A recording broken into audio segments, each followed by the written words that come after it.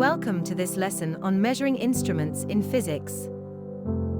In this session, we will learn about the tools used to measure length and volume accurately, and how to interpret readings from them.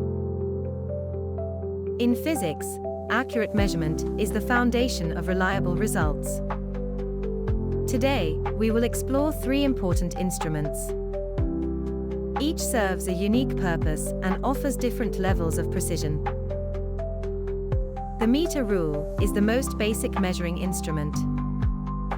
It is 1 meter long and typically accurate to the nearest millimeter. To measure with a meter rule, first, place it along the object. Then, align the start of the object with the 0 mark on the rule. Finally, read the measurement where the other end of the object meets the scale. Vernier calipers are used when more precision is needed. They can measure to the nearest 1/100th of a centimeter. Start by placing the object between the jaws of the caliper. Then close the jaws until they lightly touch the object. Look at the main scale and read the value just before the 0 mark of the vernier scale. Next, find the mark on the vernier scale that aligns exactly with any mark on the main scale. Finally, add the main scale reading and the vernier scale reading to get the total measurement. Example 1. Determine the reading on the scale. Firstly, we take the reading of the main scale. The main scale reading is just before the 0 mark of the vernier scale. In the diagram, the main scale reads 2.3 centimeters. Next, we take the reading of the vernier scale. The vernier scale aligns at 3 millimeters. We multiply 3 millimeters by 0.01 to get 0.03 centimeters.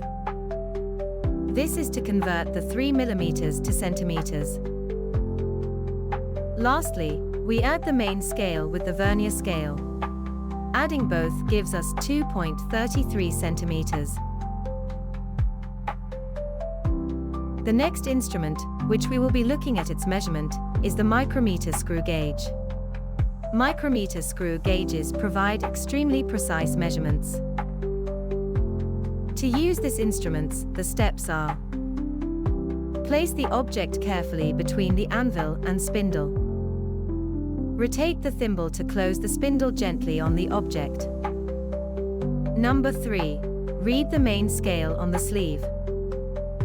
Then, note where the rotating scale on the thimble aligns. Add both readings to get the result. In this example, we will determine the reading on the micrometer screw gauge. The main scale shows 3.5 millimeters. The thimble scale shows 17 divisions. Note, we take the nimble scale reading where the main scale and nimble scale align. Multiply the thimble scale by 0.01.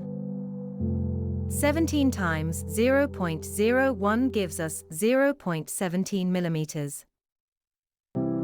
Adding both scales gives a total of 3.67 millimeters. Thanks for watching. To deepen your understanding of any topic, explore our comprehensive resources, including revision notes, past questions, gamified quizzes, and workbooks. These tools are designed to help you master the concepts effectively and enjoyably.